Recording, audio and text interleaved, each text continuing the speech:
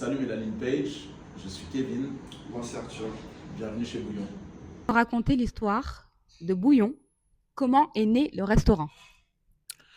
Alors, Bouillon, on est deux associés. On a voulu créer un resto qui nous ressemblait. Donc, en fait, l'idée, c'était de faire le lien entre l'Afrique, la Caraïbe et les diasporas. Donc, de proposer une cuisine qu'on appelle une cuisine noire et de le faire à Paris, dans un quartier qui est multiculturel par essence, donc le quartier de Belleville.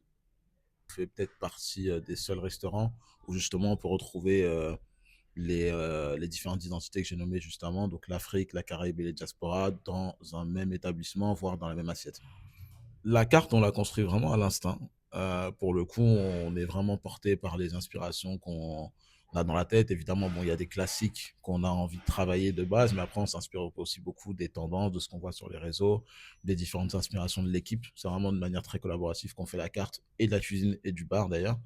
Et elle change au gré des saisons, mais je dirais surtout au gré des inspirations en vérité. Et il y a ce cliché de je mange pas africain parce que chez moi, je mange africain. T'en penses quoi de cette phrase-là?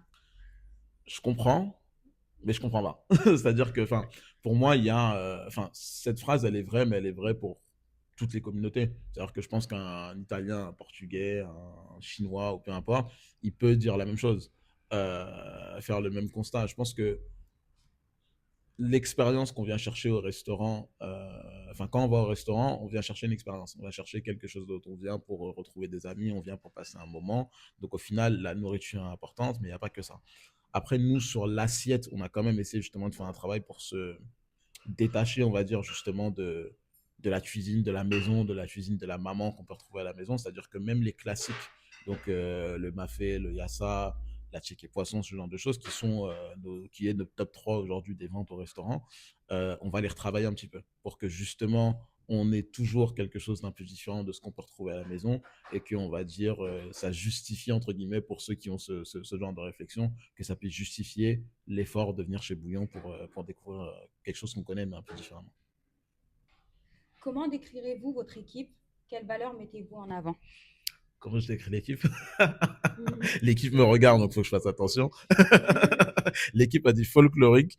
Euh, non, moi je dirais une équipe bienveillante, souriante, qui connaît son sujet, c'est aussi un point qui est important pour nous.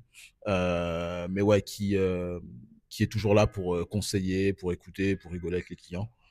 C'est la philosophie qu'on a voulu donner au lieu en le créant, et c'est ce qu'on a aujourd'hui, donc on est content.